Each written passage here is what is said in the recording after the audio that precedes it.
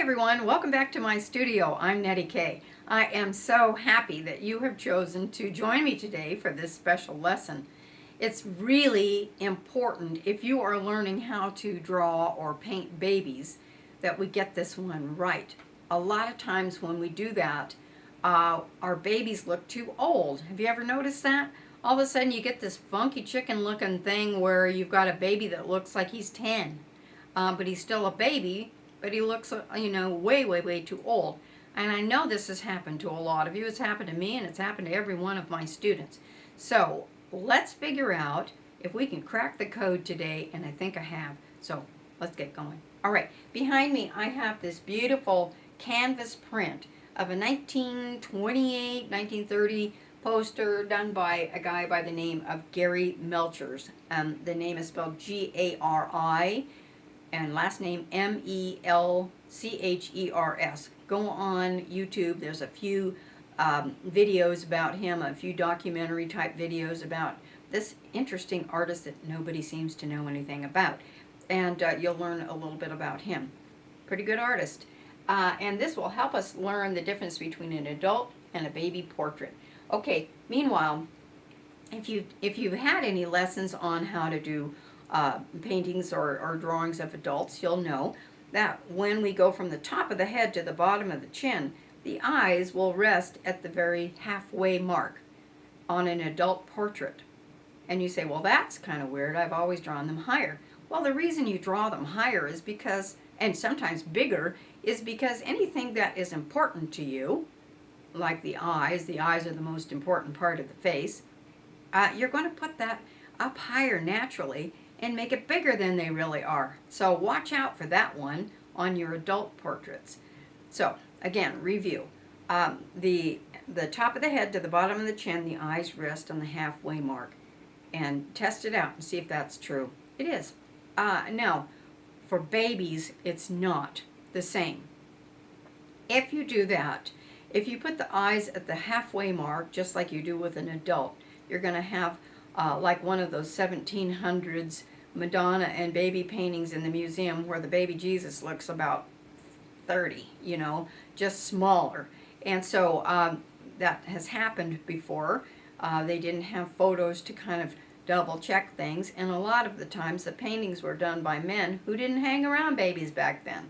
Okay, our men are a little bit better, I hope, these days, and they understand, they look at their babies and go, oh, that's what they look like. But back then they just didn't know, and they just painted them like little tiny adults. So weird. Okay, back on track here, lady. Okay, so now I'm looking at this baby, and I'm saying, all right, if I measure the eyes halfway from the top of the head to the eye, it's that on the adult, and the chin is roughly about, at that halfway mark. So we've got a half of the face here, half of the face here. On the baby, I've got the top of the head to the eye, and where the chin would rest would be down here. Whoa! If we had that same formula, the chin would be way down. So let's look on this little baby picture and see if that works out as well. So I go from the top of the head to the eye. That's a big Tweety Bird head. You know that cartoon Tweety Bird? He's got the big head and the little face at the bottom. He looks so cute because he looks like a baby, all right? And it's because the features are down at the bottom. So now we have the top of the head to the eye, and if we did the same measurement, the chin would be way down here. That's a revelation, isn't it? All right, so what am I wanting to get across? Lower those features down from below the halfway mark and then fit them all in the bottom of the face. Now, one of the other mistakes that we make is that we will often make the measurement between the eye and the nose too long. And so we need to squish that down a little bit, all right? We need to be aware that we're going to make that mistake. We're going to make that measurement between the eye and the nose too long vertically. And then from the nose to the top of the lip, if you make that 1 millimeter too long, it's going to add at least 1 year or 2 years to your baby right there. And then also from the lip to the chin is smaller than you think. If you add 1 or 2 millimeters on there, you're going to end up with a lumberjack. So you got to watch out for that. And so make sure that you are aware that you are making each one of those measurements maybe just slightly too long. And as you do that, it will add years onto your baby. Whoa, yeah. So now what else is happening? The second thing, outside of the placement of your eyes, your nose, and your mouth, is really, really important. Even when you're doing portraits of older women, such as myself, okay? If you lean in with your pencil and you make dark lines around the eyes or the nose or the mouth, they are going to look a lot older. You don't want to have Cleopatra eyes on babies or older women because they're just going to look a lot older. We don't have lines around our eyes. It's just tone coming up and meeting tone. We're going to go over this a lot in the near future, talking about how tones come up and meet with another tone rather than drawing lines around things. Somehow we interpret everything with lines when we're trying to draw, and it isn't necessarily the right way to approach it. So lighten up, okay? Lighten up. If you feel like you have to draw a line around it, make sure it's so light that you can barely see it. Really, really important. And then everything else needs to be just delicate. Think about, just a delicate little feather. And when you're placing your lines down, don't lean in and scratch and make it into this heavy goth looking thing. Really, really important. Okay, now, is there anything else? Oh, I did want to show you what we're going to do. We did this portrait on my live broadcast, and I think you can still get it. You can go back onto my videos and scroll up onto, not just the videos, but onto the channel, and there's this thing that says videos, and then it says live, and it says some other thing. You just hit that link on the live, and you should be able to go back and find the painting of Ariana Joa. This is a little, she's half Native American baby, and I just love this little image, and so I painted her a few times. And then I've got one other example. This is one of my very early paintings. This was a demonstration I did at a hardware store, believe it or not, way back in the day. And this is my son, Austin, who was about 1.5 years old when I did this painting. Didn't look too old, did it?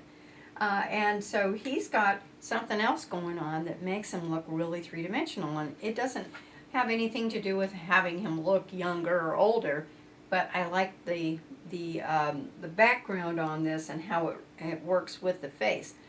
Well, what am I talking about? I'm talking about Rembrandt lighting. This is a beautiful way to render a portrait, or anything for that matter. I've got the light coming from over here down onto the baby's face. And the baby has light on this side of his face. So the background in there is darker. Okay? So I've got dark against light right here. And then I've got this distinct shadow. How did I get that? Well, I stood him in the light of a window where it was dark behind. And so we have this nice, beautiful contrast of the dark side of the face and the light side. If you take a photo with a flash, or you set the baby out in the sun at noon, you're not going to get any shape. And it's not going to make a very good painting. It might look like a pretty good photo, but it's not going to make a good painting.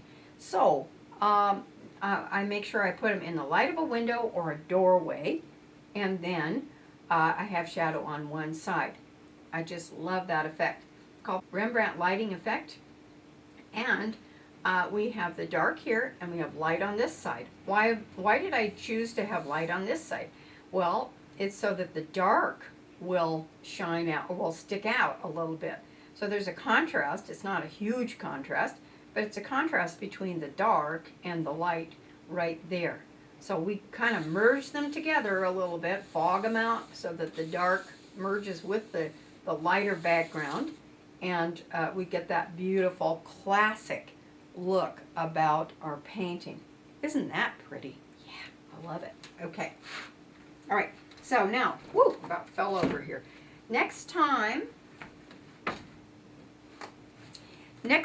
we meet, I'm going to be covering the palette in oil. Actually, we're going to be doing a palette in oil on how to paint flesh tones, and for our baby especially. But we're going to be doing this guy right here in color, and I will show you how to do that. That's a Caucasian baby, but I will also cover various different tonal values for different racial differences, like, you know, Hispanic and also African American.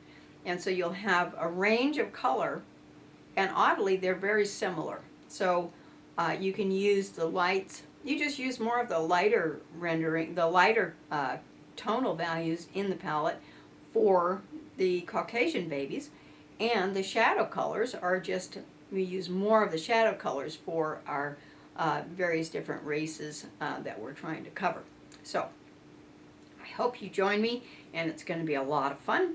We're going to try to get that out very, very shortly. We are going to continue with our Thursday Night Live attempts.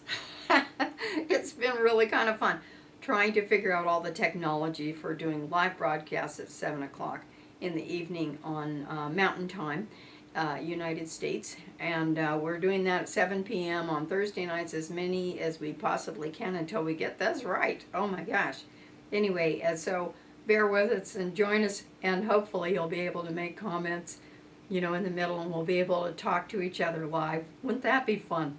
So make sure, if you could, to watch some more of the videos. I think we have 135 videos out right now. If you can, we need to get our hours up, all right? If you could help me on that, that would really be great.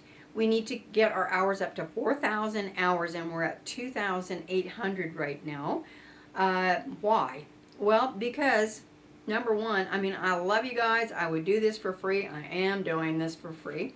But in order to get paid on YouTube, they have changed the little rules, and you have to have 4,000 views every 300, and not views, but hours of views every 365 days. And so that's how you get paid. It's called monetization.